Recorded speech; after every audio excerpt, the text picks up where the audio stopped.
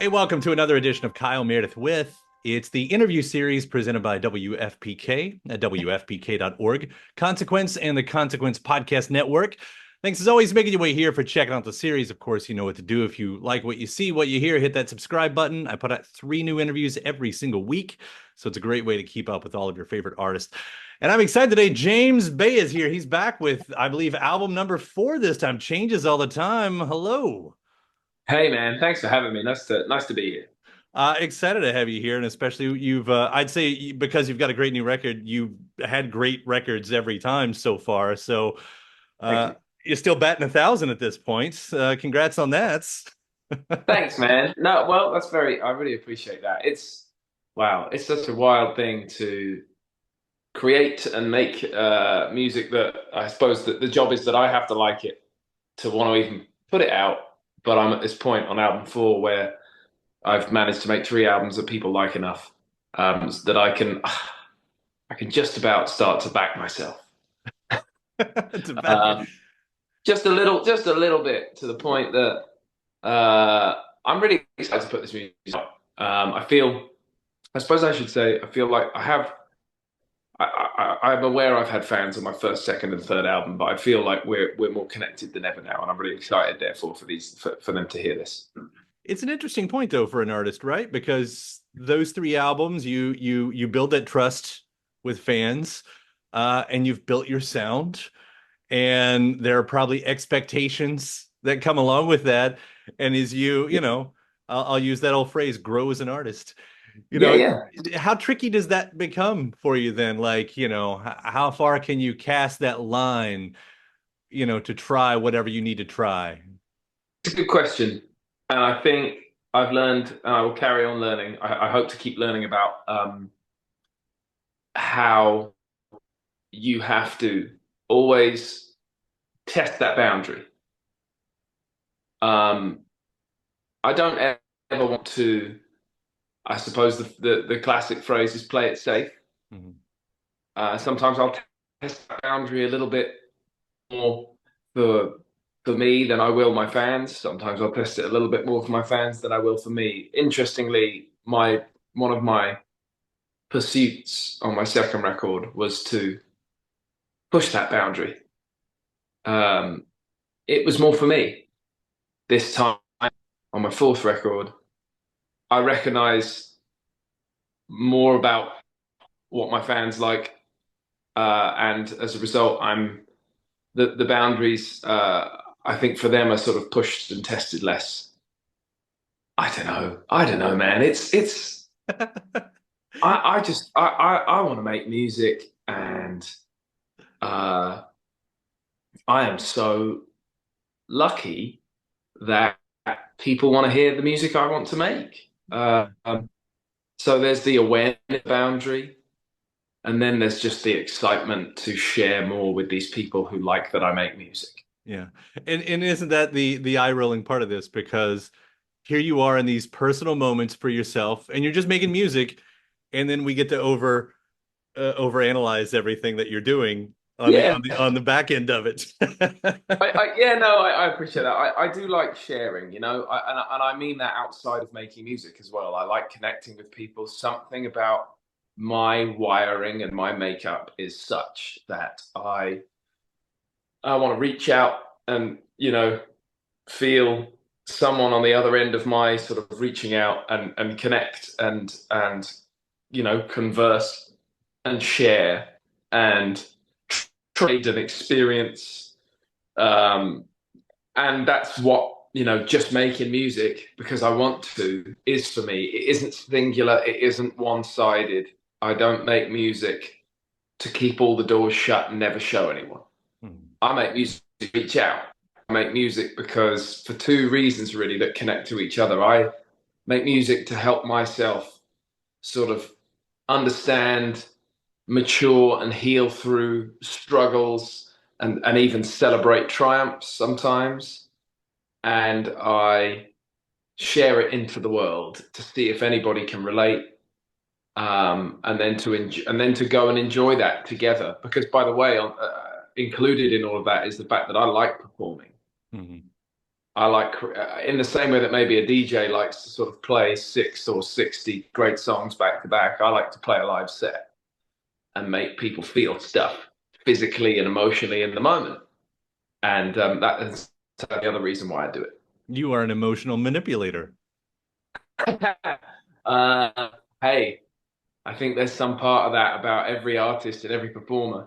Definitely, definitely. Absolutely. It's just hopefully it's a truth. Hopefully it's a harmless truth. Mhm. Well, let's see then, where I hope you don't mind. I'm going to ask this broadly at first. Where was your head on this album? It was I making a record is I always find it slightly kind of stressful, because I love playing live. I love the fact that it's different every night in big ways and small ways. And if I could take the last 300 shows or the last 3,000 shows or however many shows I've ever done, or at least a chunk of them, and somehow in some sort of parallel universe be able to release that as an album, so people could understand my own sort of journey through changing and doing it a bit differently or a lot differently. I would do that, but I can't do that. I have to choose 10 to 12 songs typically. These days, some people do quite a lot more. Call them a collection, album, record, whatever, and then put them out and say, this is where I'm at, guys. So if you're going to come and see me between now and the next time I do this, then you're going to get a little bit of this as well. My head was, where was my head? My head wanted to sort of, I suppose I wanted to try and, I've only just sort of thought of it, phrasing it like this. I wanted to try and come home to myself, and stress less about what anybody else thought. And that meant guitar solos. It meant, earnest lyrics, soul searching lyrics. That's what I've always written. It's kind of one of the reasons it's definitely one of the reasons that I make music. My head was in a place where I wanted and needed to sort of check back into that headspace and create from that place, which is what I have always done one way or another, but I tried to do it in a more pared back, sort of emotionally kind of simplified and direct way. Maybe not simplified. Emotions aren't simple, but maybe in a more emotionally direct way than I have ever done before. That's kind of where my head was at when we went into the studio.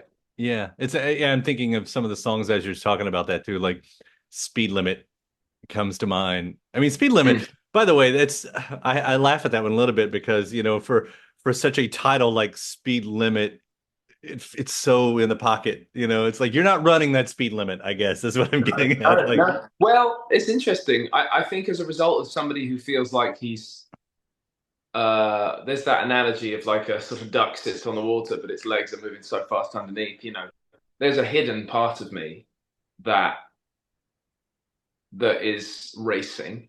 mm-hmm.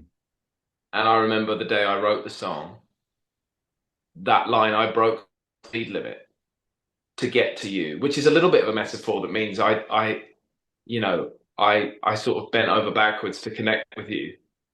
And I'm not holding that against anyone, but I came up with that line when I was driving to Natalie Hemby's house. I wrote the song with Natalie Hemby, and I was Great writer.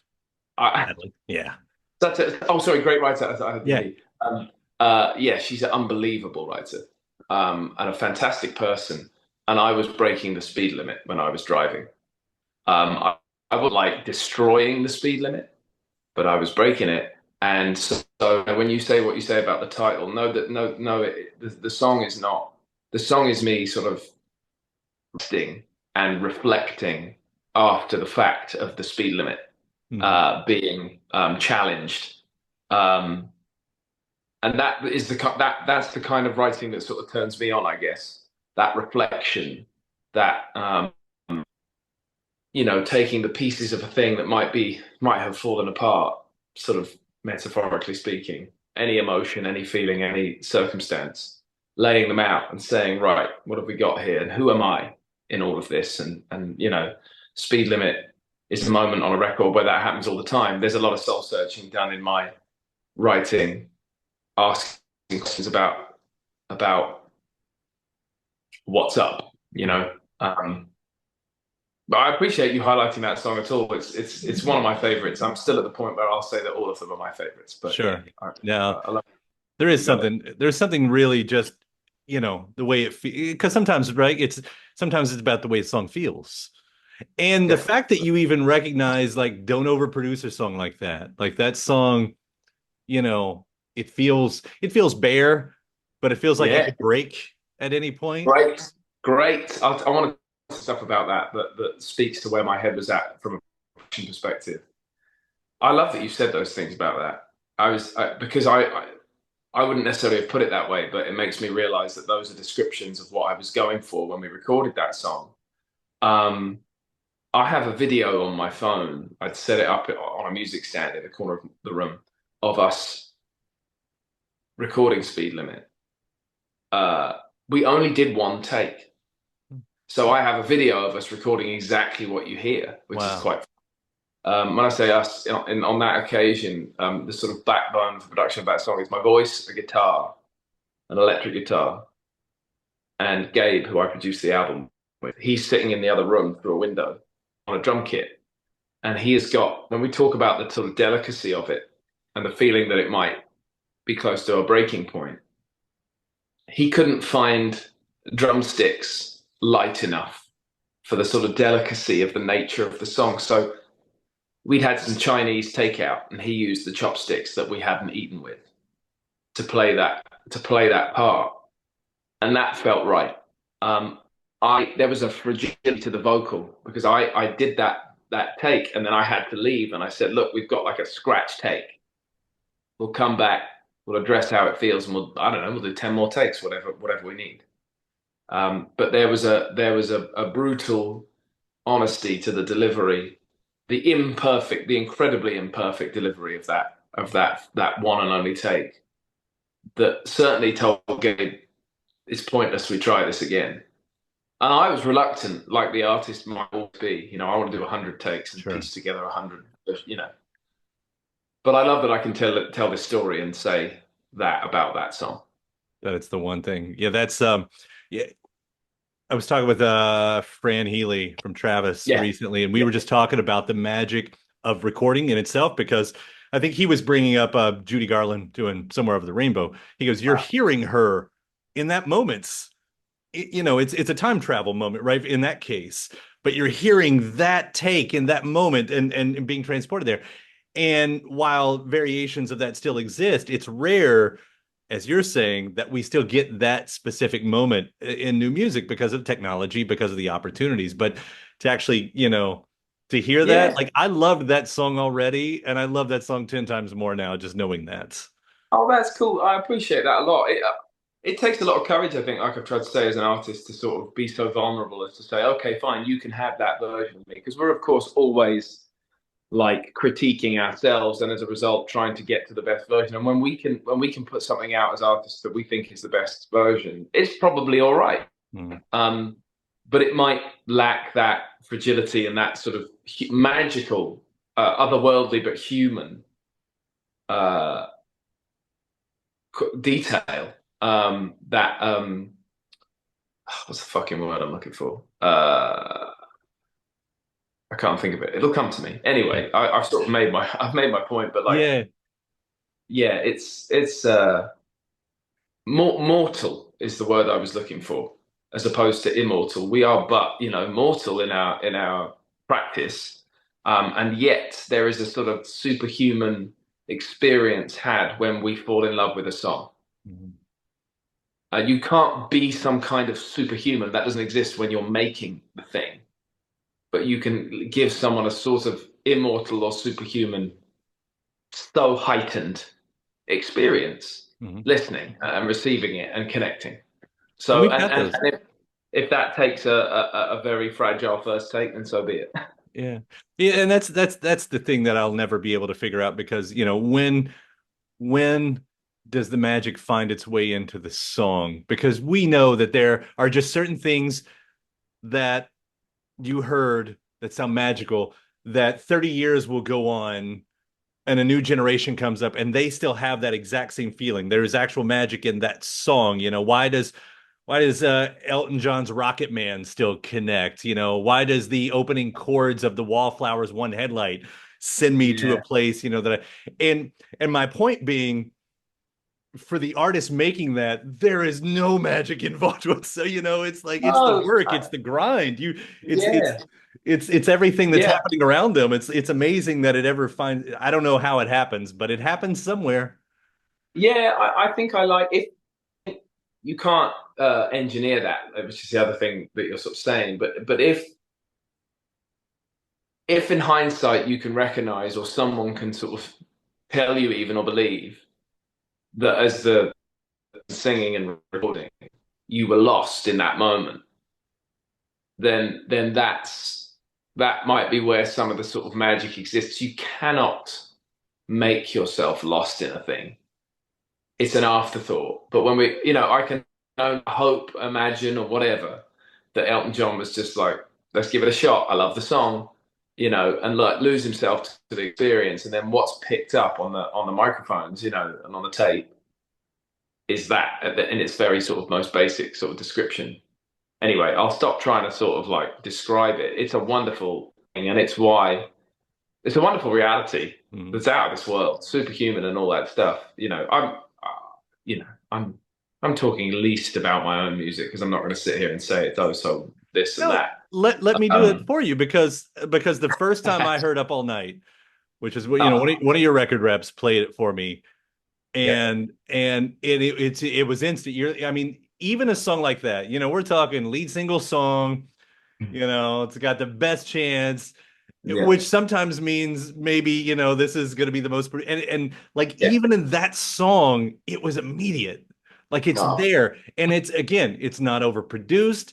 The no, jangleness of it, the party yeah, vibe of it, yeah, like things that you can't force, as you were yeah. saying. You can't force those moments.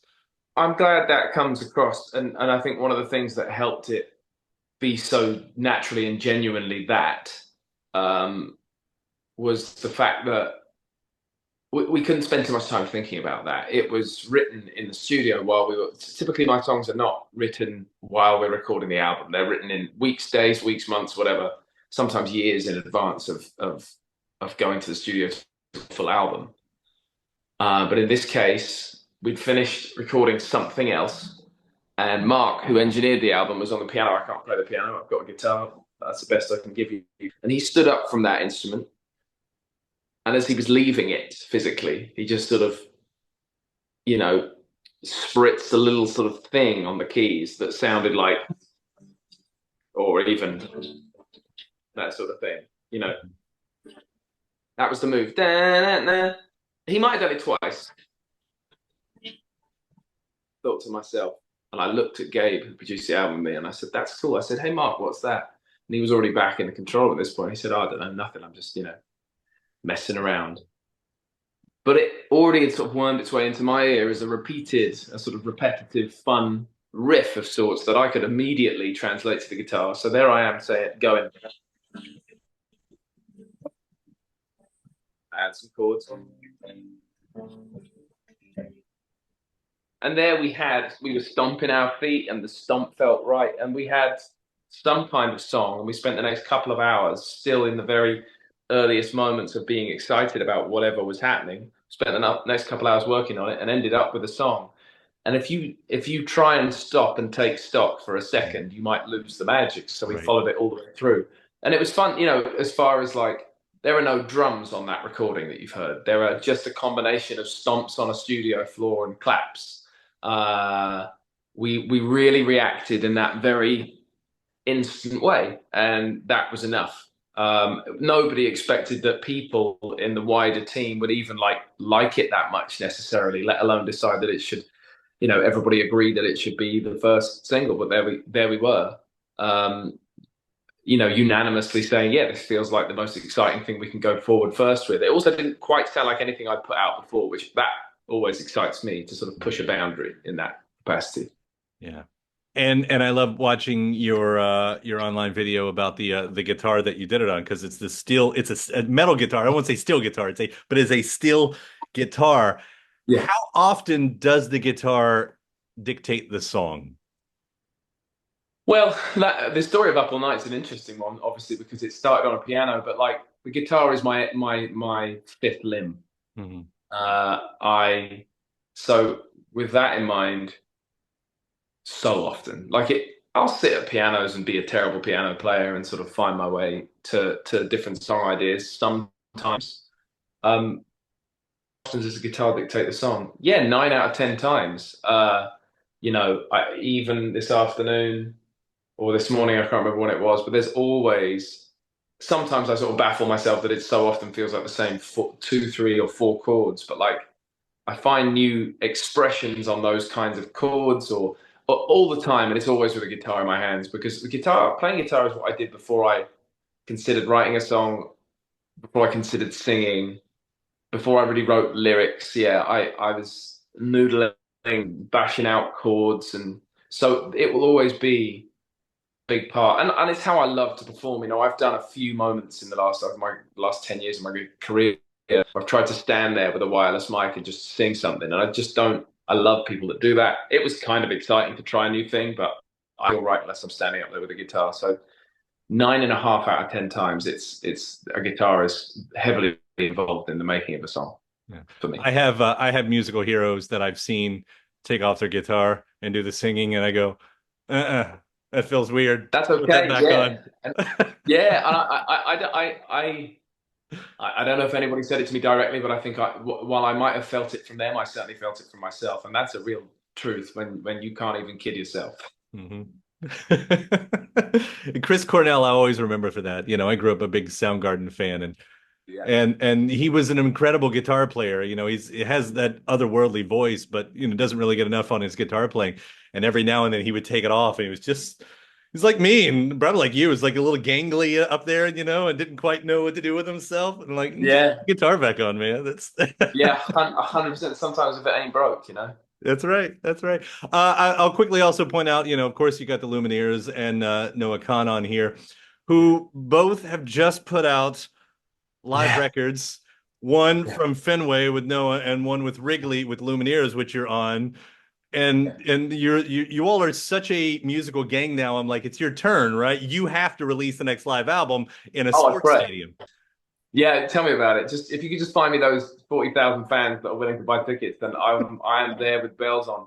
I I'm actually on the Noah. This is not. I'm not trying to make any kind of deal out of this. There's the first season at the end of his Fenway thing. We were all on stage with him for that. Right, right, Um, right. Actually, I remember seeing yeah, the video for that. Yeah. yeah, and there's no great reason for him to sort of overly sort of promote that. So I'm not looking for anything. I'm just saying it's wild that those artists who I'm greatly appreciative of and a big fan of have both managed their sports stadium releases. To have the privilege to have been at those shows, let alone join them on stage, is otherworldly. It's out of this world. So I'm extremely proud of them and privilege and honor to be in that little way kind of related, given we've shared the stage and we've shared records now as well. Um, what a cool team to be any part of. It's really I'm very grateful. It's just seeing the way everything's happening sort of at once, for everybody. And in that scene, and I know that's one of those eye roll moments for a lot of musicians. Oh, the scene. But the fact that That's you're okay. friends and these songs are all popping at once, I mean, that's for a fan, like that's a dream. I'm really enjoying sort of witnessing fans getting so giddy about all of that. It's a real privilege to be a part of a group in that respect. I will continue to manifest and dream that one day we can do some kind of fancy supergroup tour in a sort of Crosby, Stills, Nash and Young capacity. I can only hope. I hope one day those guys get a little bit bored of their super shiny success that they're, greatly deserve, and pick up the phone when I say, "Do you fancy doing it?" Because it would be, I think, more icing on the cake. Yeah, I don't know. It's just a wonderful thing to be remotely connected to Yeah. that group of people and that scene. By the way, I probably cringed at the idea of a sort of scene like you say in the past, but like I think it's pretty cool. Music is always going to be tribal in one way or another, and we also live in a time when it's less tribal than ever, which I really embrace. But how fun to sort of enjoy. There's something sweet and genuine about the sort of scene or tribal nature of what's happening between sort of Noah and the Lumineers and those types of artists, and to be anywhere near it is really, really nice. Yeah. When you were saying that, I was thinking, I don't think Jim James and Connor Oberst and M. Ward are gonna ever do that Monsters of Folk 2. So maybe now it's just that you guys pick up that mantle and you make the But Monsters of Folk 2. You become wow, maybe. Man, I'm going to keep saying it. What I've got to get beyond is being the annoying one who keeps saying it, because the truth is Noah and the Lumineers are so busy and successful that like there's always one guy who's like, I've got a little bit more time, guys. Do you want to when you've got a little bit more time as well, So and if I got to be that guy, I'll be that guy. Just in hopes that I'd love to do Monsters of Folk too. Hell yeah. It's out there. We're putting it out there. Let's put it out. Put it out there, man. Put it out. Call them out. Let's do it. In the meantime, changes all the time. Seriously, congratulations on this record. I really do mean that. It's so great hearing what you're doing, and honestly, I really appreciate you taking the time to talk about it. It's a pleasure. You're a professional, man. It's really good fun. Nice one. Thank you. And thanks to my guest. Also, thanks to you for checking out the episode in the series. Before you get out of here, hit that subscribe button. Again, you get 3 brand new interviews every single week. New one every Monday, Wednesday, and Friday at right here on YouTube, or of course anywhere in podcast land, including iTunes, Apple Podcasts, Spotify, Podchaser, NPR, or WFPK.org as well. A great way to keep up with your favorite artists and discover new ones as well. Then after that, actually head over to WFPK.org. That's where I do a show Monday through Friday, 6 p.m. Eastern. It's an hour full of song premieres, music news, anniversary spins, bonus interviews, Monday through Friday, 6 p.m. Eastern at WFPK.org. Consequence has your music and film news. You can also find me on the social media spots, Facebook, Instagram, mostly on Twitter. All 3 of them, the address is at Kyle Meredith. Do hope you like and follow along. That does it for another edition. I'm Kyle Meredith. I'll see you next time.